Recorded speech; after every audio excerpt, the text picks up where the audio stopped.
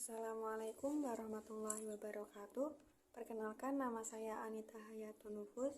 Kami dari kelompok 3 ingin mempresentasikan mengenai peran dan fungsi rukun Islam dalam pembentukan karakteristik gelar ummah.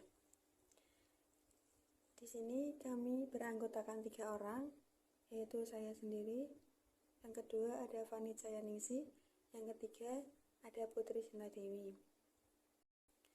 Yang pertama, pengertian rukun Islam. Rukun Islam berasal dari 2 kata, yaitu rukun dan Islam. Kata rukun merupakan kata yang digunakan oleh para ulama untuk menyebut sesuatu yang menjadi tiang sandaran atau tiang bangunan. Kata Islam berarti berserah diri untuk memperoleh keselamatan dan kedamaian. Dari kedua makna tersebut, rukun Islam dapat diartikan sebagai sesuatu yang berkaitan dengan kegiatan berserah diri untuk memperoleh keselamatan dan kedamaian yang sifatnya saling berhubungan satu dengan yang lain. Rukun Islam juga dapat diartikan sebagai sesuatu yang harus dilakukan oleh seseorang untuk memperoleh pengakuan sebagai seorang muslim. Assalamualaikum warahmatullahi wabarakatuh. Perkenalkan, nama saya Fani Cayaningsih dari kelompok 3. Di sini saya akan meneruskan materi tentang rukun Islam.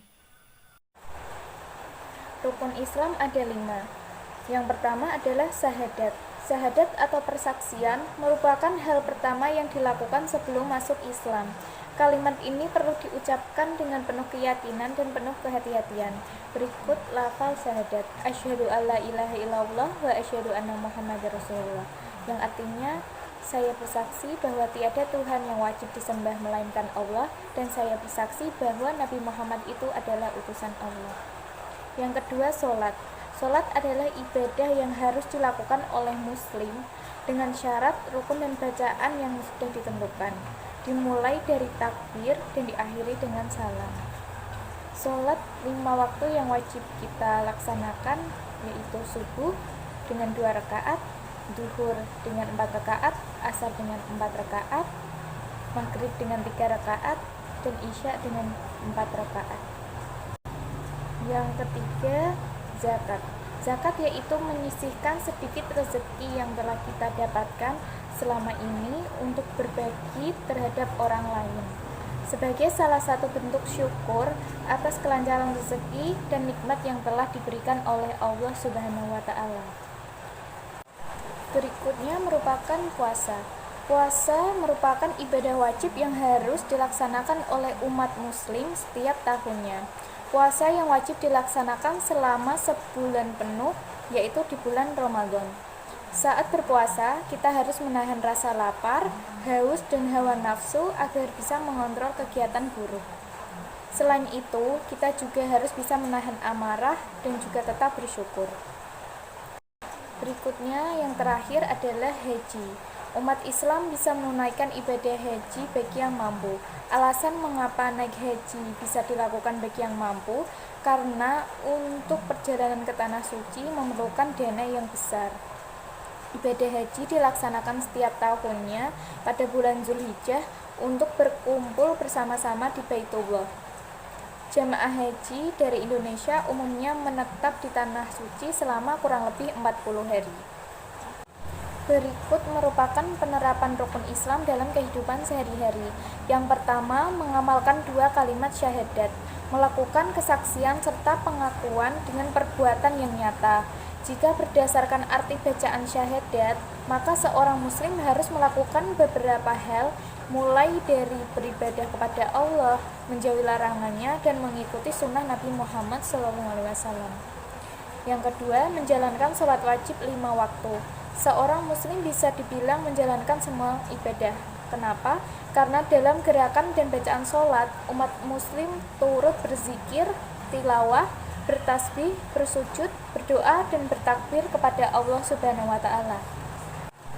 Yang ketiga, mengeluarkan zakat. Menyisihkan sebagian rezeki akan membantu kamu untuk terhindar dari sifat pelit yang merupakan salah satu sifat yang dibenci oleh Allah Subhanahu wa Ta'ala. Lewat berzakat juga mengajarkan seseorang manusia agar lebih peka terhadap sekitar, menghargai apapun bentuknya yang telah didapatkan, dan selalu bersyukur dalam kondisi apapun. Yang keempat merupakan puasa. Puasa di bulan Ramadan. Mengerjakan puasa di bulan Ramadan setiap 1 tahun sekali apabila tidak ada halangan. Yang berikutnya merupakan naik haji bagi yang mampu. Pergi haji jika mampu merupakan rukun Islam yang terakhir. Tetapi kewajiban ini harus dilandasi dengan mampunya seseorang secara fisik dan juga dari segi keuangannya. Allah Subhanahu wa Ta'ala tidak pernah mempersulit umatnya. Lakukanlah sesuatu dengan niat dan tujuan yang baik, maka Allah akan mempermudah segalanya. Assalamualaikum warahmatullahi wabarakatuh. Perkenalkan, nama saya Putri Sinta Dewi. Saya dari kelompok 3. Saya di sini berperan sebagai sekretaris. Saya ingin mempresentasikan tentang hasil makalah dari kelompok saya. Ada pembahasan kedua, yaitu pembentukan karakteristik khairu ummah. Yang pertama, ciri-ciri karakteristik khairu ummah. Khairu ummah yang senantiasa dijadikan semboyan dan tujuan hidup secara sosiologis bagi umat Islam adalah karena kata khairu ummah disebutkan oleh Allah Subhanahu wa Ta'ala dalam Al-Quran, yang menunjukkan dan menyebutkan bahwa umat Islam adalah umat yang terbaik yang dilahirkan untuk manusia. Umat Islam mempunyai status yang tinggi di tengah-tengah manusia, sebagaimana firman Allah dalam Al-Quran yang artinya, kamu adalah umat yang terbaik yang dilahirkan untuk manusia, menyuruh kepada yang ma'ruf dan mencegah kepada yang mungkar, dan beriman kepada Allah Subhanahu wa Ta'ala. Sekiranya ahli kitab beriman, tentulah itu lebih baik lagi mereka. Di antara mereka ada yang beriman dan kebanyakan mereka adalah orang-orang yang fasik. Quran Surat Ali Imran ayat 110.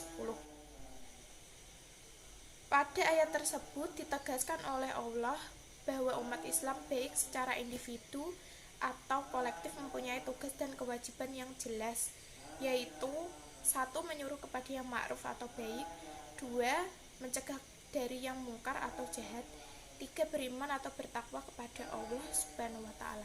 Disinilah terletak keistimewaan ajaran Islam, karena sikap hidup atau ciri itu tidaklah dijumpai pada ajaran-ajaran agama lain.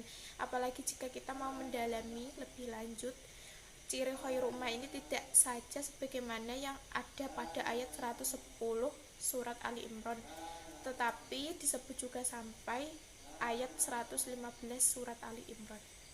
Selain 3 ciri tersebut, secara eksplisit Allah Subhanahu wa Ta'ala menyebutkan lain ciri khairu ummah.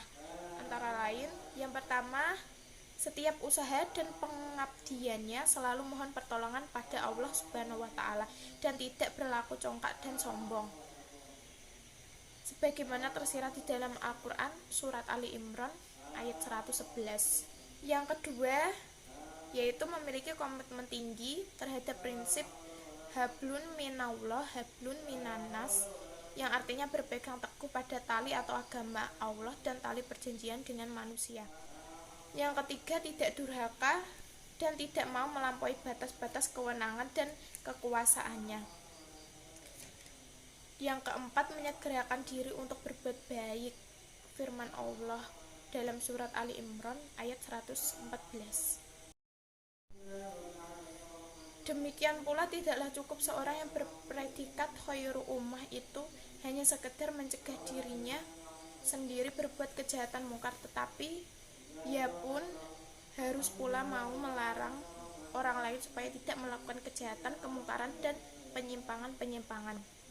Suatu kejahatan yang diketahuinya ada kalanya akan terjadi atau sudah terjadi, pencegahan supaya jangan terjadi dilakukan secara represif, yaitu mengadakan tindakan-tindakan persiapan supaya suatu kejahatan atau kemungkaran tidak terjadi.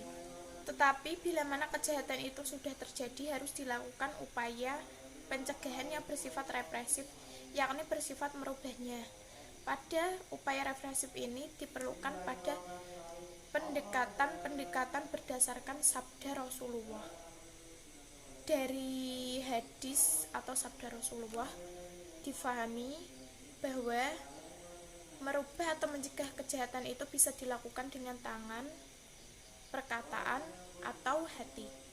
Mencegah nahi perbuatan mungkar dengan menggunakan tangan dimaksudkan adalah menggunakan kekuasaan dan kewenangan yang dimiliki, tetapi tidak patut untuk melakukan tindakan-tindakan anarkis.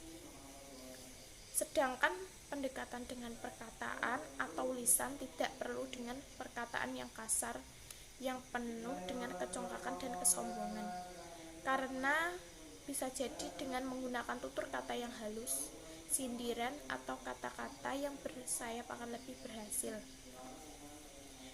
Adapun pendekatan dengan hati dilakukan manakala memang tidak mempunyai kekuasaan, kewenangan, dan tidak punya forum, maka boleh merubahnya dengan hati yang didoakan semoga yang bersangkutan menjadi baik dan menjaga diri serta keluarganya tidak melakukan kejahatan ataupun penyimpangan. Yang kedua, penerapan dalam pembentukan karakteristik khairul ummah. Sosok khairul ummah di era modern ini sangat dibutuhkan kehadiran mereka untuk menciptakan kebaikan bersama, al-masalih al-ummah. Sebab kejahatan yang timbul dewasa ini nyaris sempurna dalam semua kehidupan kita.